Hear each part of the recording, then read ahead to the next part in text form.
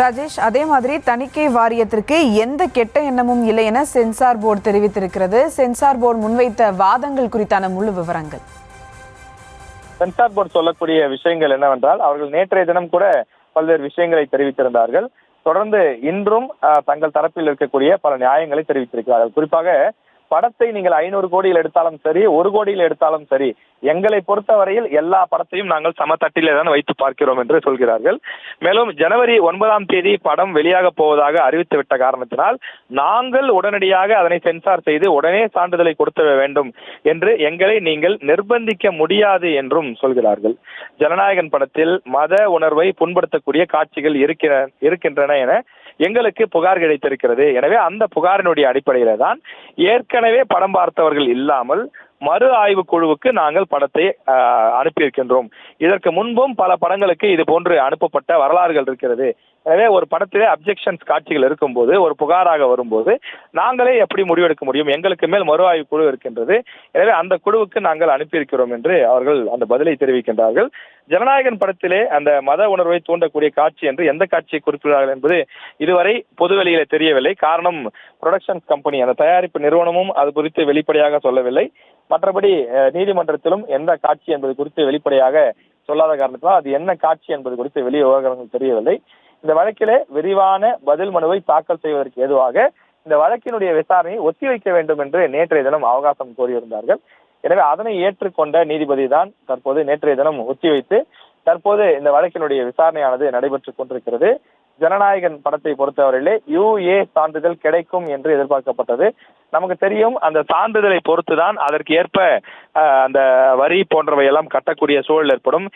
சான்றிதழாக இருந்தால் அதிகமாக இருக்கும். குறிப்பாக 18 வயதுக்கு கீழ் இருக்கக்கூடிய குழந்தைகள் படத்திற்கு செல்வதற்கு அனுமதி கிடையாது. UA சான்றிதழாக இருந்தாலும் கட்டணம் சற்று அந்த வரி கூடுதலாக இருக்கும். சான்றிதழாக இருந்தால் மிக குறைவான அந்த வரி வசூல் செய்யப்படும். எனவே அந்த சான்றிதழ் என்பதும் மிகவும் ஒரு முக்கியமான விஷயமாக பார்க்கப்படும். பெரும்பாலும் அதிரடியான அந்த ஆக்ஷன் காட்சிகள், ரத்தம், ஆபாச காட்சி போன்றவை எல்லாம் ஏதாவது இருந்தால் அதற்கு ஏற்ப சென்சார் குழுவினர் யூவா அல்லது UAவா அல்லது ஏவா என்ற அந்த சான்றிதழை அவர்கள் அனைவரும் கலந்து ஆலோசனை செய்து அதன் அடிப்படையிலே சான்றிதழ் கொடுப்பது வழக்கம். இந்த திரைப்படத்தை பொறுத்தவரையில சண்டை காட்சிகள் அதிகமாக இருக்கக்கூடிய காரணத்தால் UA வழங்கப்பட்டிருப்பதாக பொதுவாக வெளியில் தகவல் பரவி வந்த நிலையில அந்த UA சான்றிதழும் கூட இன்னும் கைக்கு வந்து சேராத காரணத்தினால்தான் தற்போது நீதிமன்றத்தை நாடியிருக்கின்றார்கள்.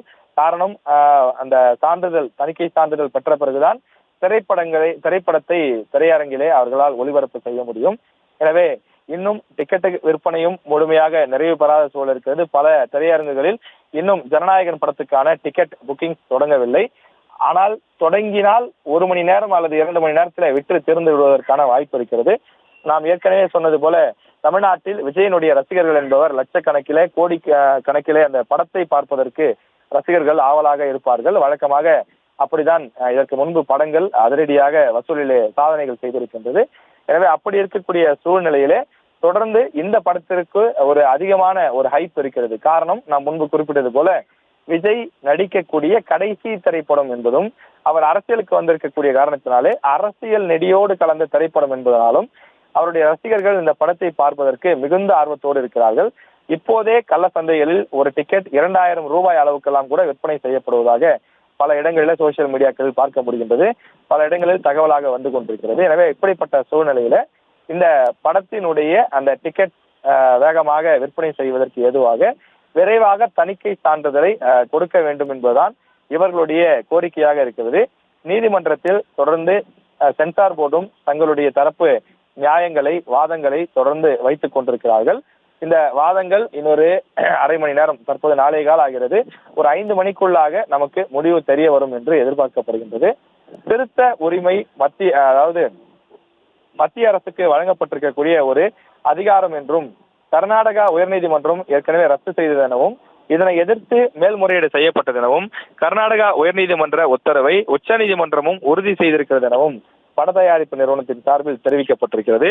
புகார் அளித்ததே குழுவினுடைய உறுப்பினர்களில் ஒருவர்தான் என்பது இன்றுதான் தயாரிப்பு நிறுவனத்திற்கு தெரிய வந்தது எனவும் புகார் அளித்தவர் குறித்து இன்று வரை தெரியாமல் இருந்தது எனவும் தயாரிப்பு நிறுவனத்தின் சார்பில் தெரிவிக்கப்பட்டுள்ளது. வாரியம் ஒரு முறை முடிவு செய்த பிறகு அதன் முடிவை மறுபரிசீலனை செய்ய முடியாது என்றும், பெரும்பான்மை முடிவு இல்லாத போது மட்டுமே அவ்வாறு செய்ய முடியும் என்றும் பட தயாரிப்பு நிறுவனத்தின் சார்பில் தெரிவிக்கப்பட்டுள்ளது. எனவே இந்த விவகாரத்தை பொறுத்தவரையில் உள்நோக்கத்தோடு எங்களுக்கான சான்றிதழ் கிடைக்காமல் சென்சார் போர்டு சதி வேலைகளில் ஈடுபடுகிறது என்ற பொருளிலே அவர்கள் வாதங்களை வைத்திருக்கிறார்கள். எனவே விரைவாக சென்சார் போர்டு இந்த சான்றிதழை வழங்குவதற்கான நடவடிக்கையை எடுக்க வேண்டும் என்றும் தெரிவித்திருக்கிறார்கள்.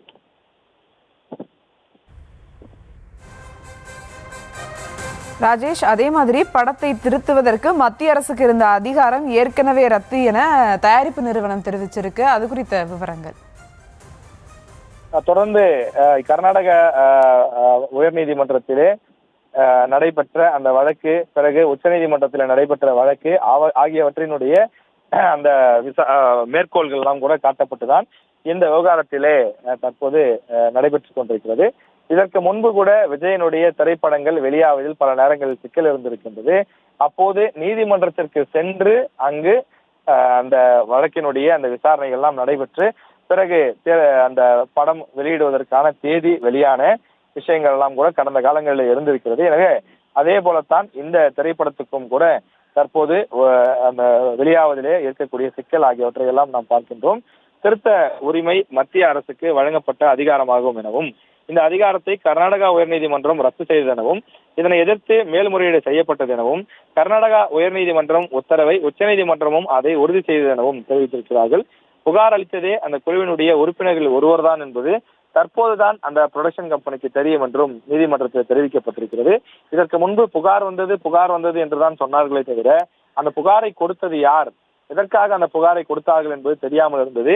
இன்றைய தினம் நீதிமன்றத்தின் மூலமாகத்தான் நாங்கள் இந்த விஷயத்தையே தெரிந்து கொண்டோம் என்று தற்போது தெரிவித்திருக்கிறார்கள். சென்சார் போர்டு தனது முடிவை மறு ஆய்வு செய்ய முடியாது எனவும், பெரும்பான்மை உறுப்பினர்கள் படத்துக்கு சான்று வழங்க பரிந்துரை செய்திருக்கிறார்கள் எனவும், பெரும்பான்மை இல்லாவிட்டால் மட்டுமே மறு ஆய்வு செய்ய முடியும் எனவும் தெரிவிக்கப்பட்டிருக்கிறது.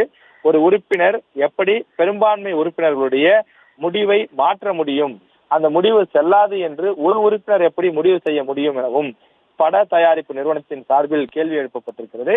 தொடர்ந்து பட தயாரிப்பு நிறுவனத்தின் சார்பில் கேள்வி முன்வைக்கப்பட்ட பிறகு நீதிபதி தன்னுடைய கருத்துக்களை தெரிவிப்பார் எனவும் எதிர்பார்க்கப்படுகிறது.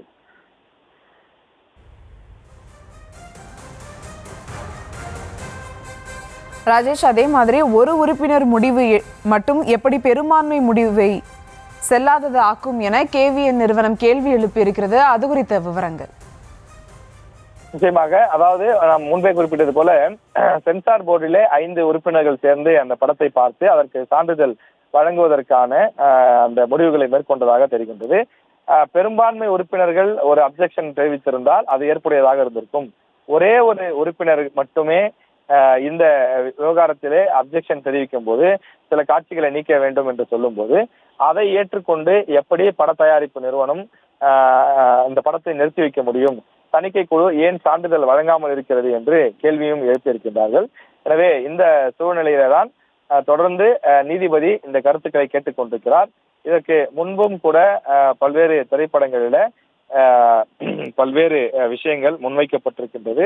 எனவே அந்த விஷயங்களை மேற்கோள் காட்டி, அதாவது ஒரு படத்திற்கு தணிக்கை துறை சென்சார் போர்டு சான்றிதழ் வழங்குவதில் இருக்கக்கூடிய விதிமுறைகள் என்ன, அதற்கான கால அளவு என்ன, எப்போது அந்த அப்ஜெக்ஷன் சொல்ல முடியும் உள்ளிட்ட இந்தியா முழுவதும் இருக்கக்கூடிய பல்வேறு வழக்குகளில் இருக்கக்கூடிய அந்த மேற்கோள்களை காட்டி தற்போது விஜய் படத்திற்கான, ஜனநாயகன் படத்திற்கான விசாரணையானது நடைபெற்றுக் கொண்டிருக்கின்றது.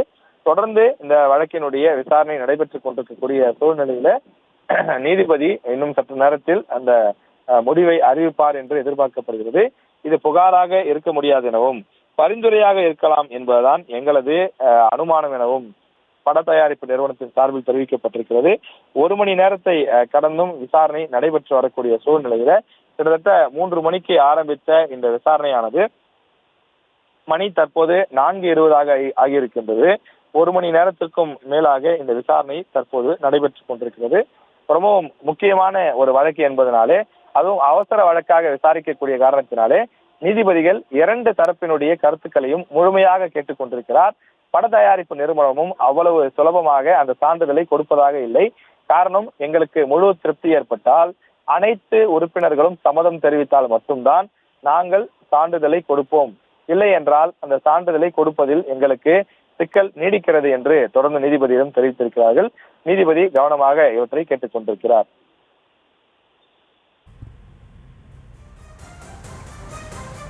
ராஜேஷ், நீங்க குறிப்பிட்ட மாதிரி தணிக்கை குழு உறுப்பினர்களில் ஒருவர் தான் புகார்தாரர் என்பது இப்போதுதான் எங்களுக்கு தெரியும்னு தயாரிப்பு நிறுவனம் சொல்லியிருக்கு. அது குறித்த விவரங்கள்.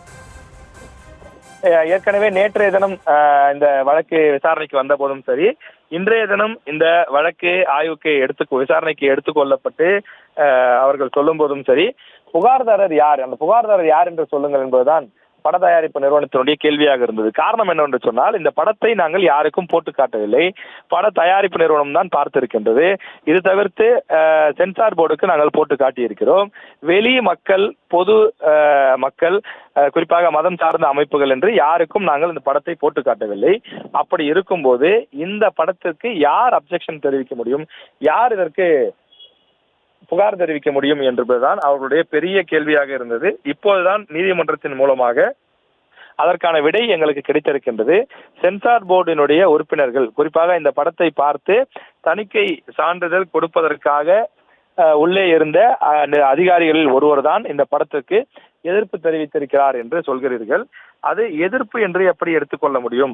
அவர் தன்னுடைய கருத்தை பதிவு செய்திருக்கிறார். இதனை நீக்கினால் நன்றாக இருக்குமே என்று ஒரு பரிந்துரையை தானே கொடுத்திருக்கிறார். அந்த பரிந்துரையை ஏற்றுக்கொண்டு இது வேண்டுமா வேண்டாமா என்று முடிவு செய்து விடலாம். அதை விட்டுவிட்டு அதனை மீண்டும் மறுதணிக்கை குழுவுக்கு நீங்கள் அனுப்பினால் இது காலதாமதம் ஏற்படுத்தக்கூடிய செயல் அல்லவா? திட்டமிட்டே நாங்கள் 15-20 நாட்களாக அலைகழிக்கப்படுகிறோம். தொடர்ந்து நாங்கள் எங்களுக்கு நேரம் ஒதுக்கப்படாமல் தொடர்ந்து நாங்கள் திருப்பி அனுப்பப்படுகிறோம். குறிப்பாக சென்சார் போர்டு அதிகாரிகளை எங்களால் தொடர்பு கொள்ள முடியாத ஒரு சூழல் தான் நீடித்துக் கொண்டிருக்கிறது என்றும் குறிப்பிடுகிறார்கள். எனவே இந்த சூழ்நிலையை தான் இந்த வழக்கை நீதிமன்றத்திற்கு கொண்டு வர வேண்டிய தேவை ஏற்பட்டதாகவும் பட தயாரிப்பு நிறுவனத்தின் சார்பில் தெரிவிக்கப்பட்டிருக்கிறது. ஆனால் சென்சார் போர்டு சார்பில் என்ன சொல்கிறார்கள் என்றால், எங்களுக்கு உரிய கால அவகாசம் கொடுக்கப்பட வேண்டும். அவ்வாறு உரிய கால அவகாசம் கொடுக்காமல் நீங்கள் நீதிமன்றத்திற்கு வந்திருப்பதனாலே நாங்கள் உடனே செய்து முடித்து விட வேண்டும் என்ற அவசியம் கிடையாது. படத்தில் எந்த விதமான சர்ச்சைக்குரிய காட்சியும் இருக்கக்கூடாது என்பதிலே நாங்கள் உறுதியாக இருக்கின்றோம். எனவே அந்த அடிப்படையிலே நாங்கள் நீதிமன்றத்தை நாடி தற்போது நீதிமன்றத்திலே பதில் சொல்லிக் கொண்டிருக்கிறோம் என்று குறிப்பிட்டிருக்கிறார்கள். தொடர்ந்து தணிக்கை அதிகாரிகளை பொறுத்தவரையிலே மறு ஆய்வுக்கு இந்த படம் செல்ல வேண்டும். மறு ஆய்வு குழுவிலே அதிகாரிகள் என்ன முடிவெடுக்கிறார்களோ அதுதான் இறுதி முடிவாக இருக்கும். எனவே நாங்கள் நீதிமன்றத்திலே தற்போது எந்த விதமான ஒரு உத்தரவாதமும் கொடுக்க முடியாது என்பதுதான் அவர்கள் சொல்லக்கூடிய பதிலாக இருக்கிறது.